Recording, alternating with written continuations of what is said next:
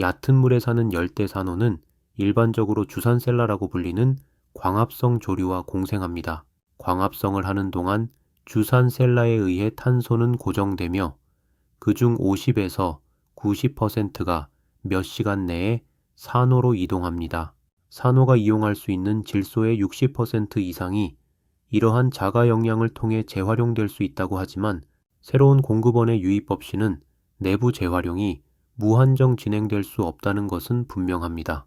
따라서 얕은 물에 사는 산호는 어느 정도 자가 영양을 할 수 있지만 광합성 조류가 적절하게 공급할 수 없는 무기질소, 인, 기타 영양분을 보충하기 위해 먹이나 용해된물질 또는 입자상물질이 필요합니다. 메소동물 플랑크톤은 쉽게 관찰할 수 있는 일반적인 크기의 먹이입니다.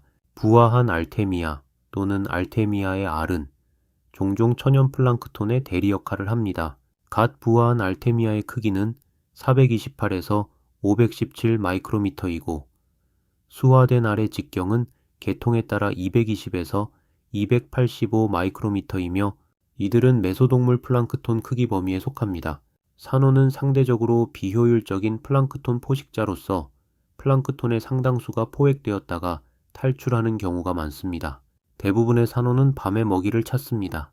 동물 플랑크톤은 주야 수직이동이라는 특정 이동을 합니다. 해가 뜨기 시작하면 다시 깊은 물로 이동합니다. 낮에 동물 플랑크톤은 포식을 피하기 위해 더 깊은 물에 숨어 있습니다. 밤에는 얕은 물에 남아있는 식물성 플랑크톤을 먹기 위해 표면으로 이동합니다. 이 기간 동안 산호는 수직으로 이동하는 동물성 플랑크톤을 먹습니다. 대부분의 산호는 촉수로 먹이를 잡는 것 외에도 소화를 위해 먹이를 위장강으로 운반하는데 도움이 되는 외부 점액층을 가지고 있습니다. 실제로 일부 산호는 촉수가 거의 또는 전혀 없기 때문에 산호를 덮고 있는 작은 섬모를 통해 점액을 내장으로 끌어들이는 방식으로만 먹이를 찾을 수 있습니다. 점액으로 잡을 수 있는 먹이는 물과 침전물에서 용해된 영양분이 포함됩니다. 특히 용해된 유기물은 많은 산호초의 중요한 먹이원입니다. 디웸은 바닷물에서 발견되는 유기분자의 혼합물입니다. 유기분자에는 탄소원자와 수소원자가 모두 포함되어 있습니다. 디웸의 예로는 아미노산, 당, 지질 등이 있습니다. 또한 산호는 탄소와 수소원자를 포함하지 않는 무기물을 섭취합니다. 산호는 칼슘, 마그네슘, 칼륨, 산소 및 이산화탄소와 같은 가스 및 기타 원소를 포함한 무기화 합물을 흡수합니다. 무기물은 산호의 골격을 생산하는 데 중요한 구성 요소입니다. 모래, 암석 조각, 유기물 및 기타 작은 입자 같은 퇴적물도 중요할 수 있습니다. 퇴적물에는 박테리아, 원생동물, 미세한 무척추 동물, 미세조류 및 유기물이 포함되어 있을 수 있습니다. 그럼 우리는 산호에게 어떤 먹이를 어떻게 줘야 할까요? 2018년 8월부터 2020년 10월 사이에 아크로포라 팔마타, 오비셀라 파베올라타, 디플로리아 라비린티포미스, 콜포필리아 나탄스, 슈도디플로리아 스트리고사, 몬타스트레아 카보노사, 디초코에니아 스토카이시, 시더라스트레아 스더레아, 파비아 프라검, 포리테스를 포함한 10개 종류의 카리브해 산호를 대상으로 먹이 분석이 연구되었습니다. 모든 실험은 카리브해에 있는 카아마비 해양연구소에서 수행되었습니다. 카리브해 산호 10종에서 먹이 포획과 이들 중 5종에서 먹이 포획을 위한 최적의 물 유속을 평가했습니다. 동물성 플랑크톤 섭식을 연구하기 위한 먹이는 12시간 내 부화한 알테미아가 사용되었습니다. 산호초의 천연 동물성 플랑크톤은 크기와 영양 함량이 다양한 종으로 구성되어 있지만 다음과 같은 점을 고려하여 알테미아만을 대상으로 이 연구를 수행하기로 결정했습니다. 첫째, 산호의 천연 먹이원인 개 유생과 같은 산호초에서 발생하는 동물성 플랑크톤과 유사합니다. 둘째, 성체 및 어린 산호는 인공 배양 시 알테미아를 먹는 것으로 알려져 있습니다. 셋째, 육안으로 포획하여 섭취하는 것을 쉽게 확인할 수 있을 만큼 충분히 큽니다. 실험은 항상 오후 12시에서 19시 사이에 수행되었습니다. 각 종이 견딜 수 있는 최대 유속은 폴립 변형을 초래하는 평균 유속을 기준으로 결정되었습니다. 15분 동안 산호를 적응시킨 후 폴립 변형이 관찰될 때까지 유속을 매분 초당 1cm의 속도로 서서히 증가시켰습니다. 폴립 변형은 산호의 촉수가 평평해지는 것이 특징이며 폴립이 더 이상 먹이를 포획, 유지 및 섭취할 수 없음을 나타냅니다. 먹이 포획은 적어도 10초 동안 산호 표면에 달라붙어 있는 것이 관찰되는 알테미아로 정의됩니다. LED 램프의 희미한 빛에서 실험을 수행했습니다. 이는 주광성의 알테미아가 불빛으로 인해 산호에게서 멀어지는 것을 방지했습니다. 이 실험의 결과를 보면 아크로포라 팔마타를 제외한 모든 산호종은 이 연구 기간 동안 알테미아를 포획하는 것으로 관찰되었습니다. 이들 종에서 전체의 70에서 100%가 알테미아를 적어도 한 번 포획하는 것이 관찰되었습니다. 우리는 종 간 먹이 포획 시작 시점에서 중요한 차이를 관찰했습니다. 파비아 프라건 및 포리테스 포리테스의 절반 이상이 2에서 3일 만에 살아있는 먹이를 먹을 수 있었던 반면 오비셀라 파베올라타는 7일째에만 먹이 포획이 50%를 넘어섰습니다. 다른 산호에 비해 더 큰 크기와 더 발달된 촉수에도 불구하고 아크로포라 팔마타는 20일 실험 기간 동안 먹이를 잡는 것이 관찰되지 않았습니다. 5종 모두에서 유속이 먹이 포획에 중요한 영향을 미쳤습니다. 디플로리아 라비린티포미스의 경우 먹이 포획을 위한 최적의 물 유속은 초당 외서 20cm 범위였습니다. 이 종은 제로 또는 매우 빠른 물 흐름보다 초당 15cm에서 8에서 20배 더 많은 알테미아를 포획했습니다. 대조적으로 파비아 프라검은 물의 흐름 없이 알테미아를 포획하는데 가장 효과적이었으며 초당 19cm보다 초당 제로에서 거의 40배 더 많은 알테미아를 포획했습니다. 콜로필리아 나탄스의 최적 유속의 범위는 초당 외서 10cm입니다. 초당 10cm의 유속에 노출되었을 때 초당 제로에서보다 3배 더 많은 알테미아를 포획했고 초당 15cm 이상에서보다 6에서 17배 더 많은 알테미아를 포획했습니다. 몬타스트레아 카보노사는 초당 제로에서 20cm 범위의 유속에서 알테미아를 포획했으며 초당 25cm에서는 먹이를 먹을 수 없었습니다. 오비셀라 파베올라타의 경우 초당 제로에서 10cm 사이의 유속에서 최적의 먹이 포획을 보였으며 더 높은 유속에서는 포획 속도가 감소했습니다. 이 종은 초당 15cm보다 초당 5cm에서 6배 더 많은 알테미아를 포획했습니다. 산호들이 최적 유속에 노출되었을 때 파비아 프라검은 모든 종 중에서 시간당 가장 많은 수의 알테미아를 포획할 수 있었는데 이는 디플로리아 라비린티포미스보다 3배에서 4배 더 많은 수치입니다. 아크로포라 팔마타는 바다에서 알테미아를 급여할 때 잡아먹는 것으로 알려져 있음에도 불구하고 이 연구에서 먹이를 포획하는 것이 관찰되지 않은 유일한 종입니다. 주목해야 할 점은 아크로포라 팔마타가 높은 파도와 강한 빛에 노출된 얕은 바다에서 가장 흔히 발견된다는 것입니다. 따라서 이 종은 얕은 깊이에서 광합성을 위한 높은 빛 가용성을 고려할 때 종속 영향보다 자가 영향에 더 크게 의존할 수 있으며 강한 물 흐름에 서식하는 일부 제니아의 경우처럼 식물성 플랑크톤과 같은 다른 먹이 유형을 우선적으로 먹습니다. 물의 흐름은 5종 모두의 먹이 포획 속도에 큰 영향을 미쳤습니다. 그러나 종마다 최대 유속 및 최적 유속에 따라 다양했습니다. 콜포필리아 나탄스와 오비셀라 파바이올라타는 초당 20cm, 몬타스트레아 카보노사와 디플로리아 라비린티포미스는 초당 25cm와 35cm에서 폴립 변형에 가장 취약했습니다. 이 값을 넘어서면 높은 유속이 확장된 촉수를 편평하게 만들거나 조직 손상을 피하기 위해 촉수 수축을 유발한다는 점을 고려하면 먹이 포획 및 섭취는 거의 불가능합니다. 게다가 빠른 속도로 이동하는 먹이는 촉수와 첫 접촉 이후 달라붙지 않을 것입니다. 그러나 저서생물 근처의 물흐름은 초당 5cm를 초과하는 경우가 거의 없습니다. 따라서 폴립 변형은 바다에서 발생할 가능성이 낮으며 사육 환경에서는 피해야 합니다. 중요한 것은 이 연구에서는 단방향 물흐름에 노출시켰고 더 복잡한 물흐름 패턴에서 동물 플랑크톤 섭식을 연구하지 않았다는 것입니다. 산호초는 얕은 곳의 양방향 난류, 파도에 의한 흐름에서부터 더 깊은 바다의 보다 안정적인 단방향 흐름에 이르기까지 다양한 물운동 유형의 영향을 받는 다양한 서식지로 구성됩니다. 작은 규모의 암초 지형은 물의 흐름에 더욱 영향을 미치고 국지적으로 물의 유속을 변경하는 소용돌이와 기타 난류를 생성합니다. 최적이 아닌 유속에 노출된 경우에도 산호가 동물성 플랑크톤을 먹을 수 있도록 하는 유사한 과정이 발생할 수 있으며 이에 따라 소용돌이와 난류에 들어가는 먹이는 폴립 촉수 근처에 더 오래 머물 수 있고 더 쉽게 포획될 수 있습니다.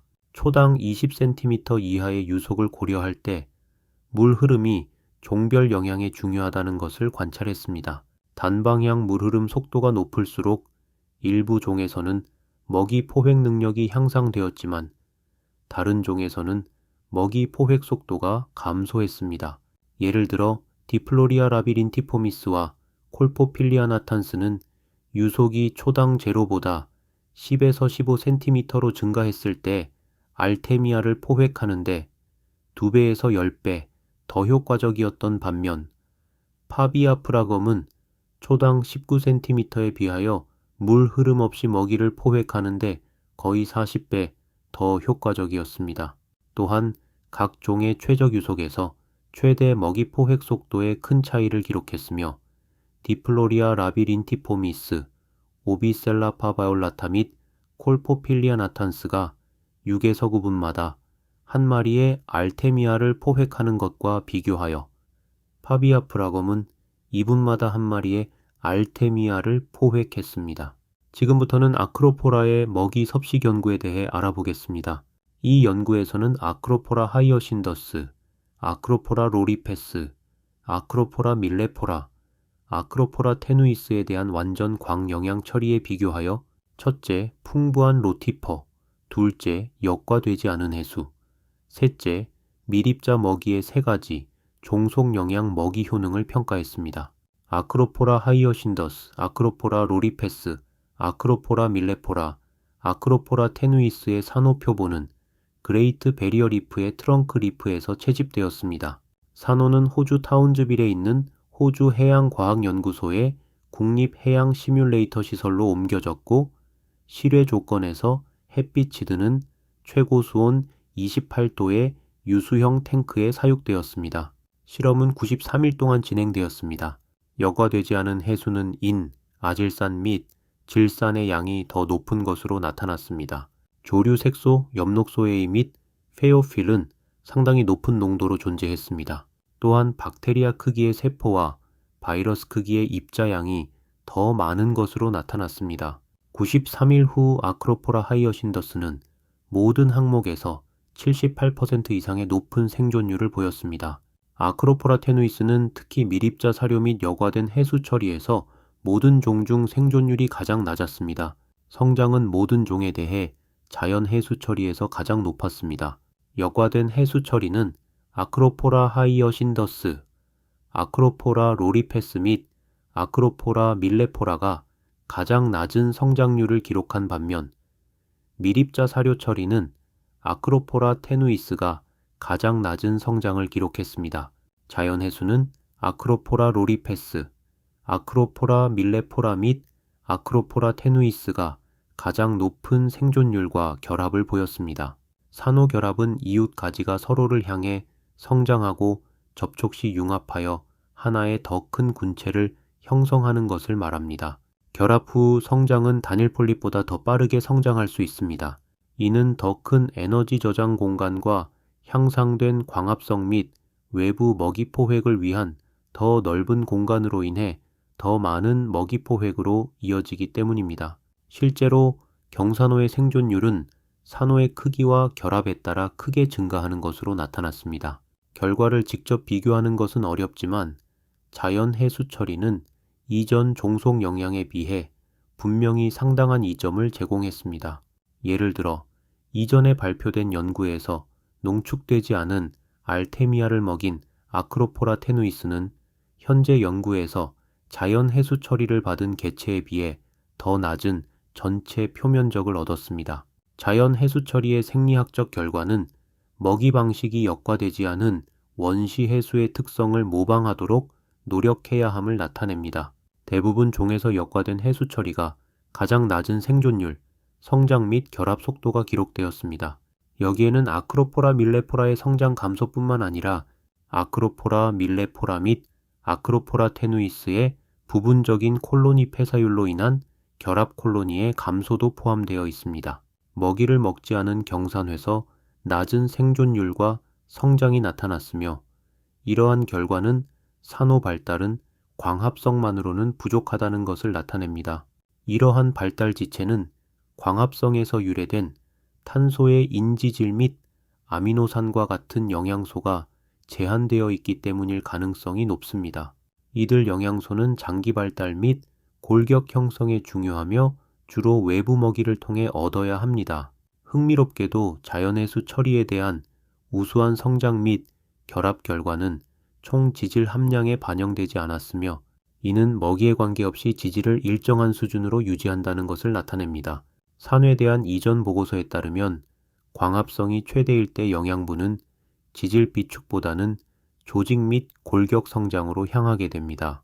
이는 산호의 에너지요 구사항 중 대부분이 광영양에 의해 충족되기 때문입니다. 이는 자연 해수 처리의 측정 결과와 일치하며 나머지 지질이 성장 쪽으로 향했음을 시사합니다. 로티퍼 공급 처리는 일반적으로 미립 자사료 및 여과된 해수에 비해 향상되었지만 자연 해수 처리보다는 열등했습니다. 로티퍼 처리는 미립 자사료보다 지질과 단백질 함량이 높았지만 소화가 되어야 더 큰 효율을 발휘할 수 있습니다. 실제로 동물 플랑크톤 포획 효율은 일부 산호, 특히 빠른 유속 조건에서 제한적인 것으로 나타났으며 이는 초기 단계 산호의 먹이 능력과 관련될 수 있습니다. 일부 산호는 운동성이 있는 동물성 플랑크톤보다 식물성 플랑크톤을 선호하는 것으로 기록되었습니다. 따라서 자연 해수 처리에 향상된 성장은 우선적인 식물성 플랑크톤 소비에 기인할 수 있습니다. 더욱이 자연 해수 처리에서 상당히 높은 박테리아 크기의 세포 농도는 박테리아를 추가적인 영양 공급원으로 암시할 수 있습니다. 또한 수질 분석에서는 자연 해수 처리에 비해 여과된 해수의 용존 질소 및 인산염 수준이 현저히 낮은 것으로 나타났습니다. 산호초의 자연적 빈영양 조건에도 불구하고 낮은 영양 수준이 산호의 생리적 기능에 반드시 최적인 것은 아니지만 약간 높은 농도에서는 성장과 광합성 효율이 증가한 것으로 나타났습니다. 왜냐하면 주산셀라는 용해된 영양분을 동화 및 농축하여 숙주에게 전달하는 것으로 알려져 있기 때문입니다. 따라서 자연 해수 처리의 우수한 성장은 용해된 무기영양소의 가용성 증가에 기인할 수도 있습니다.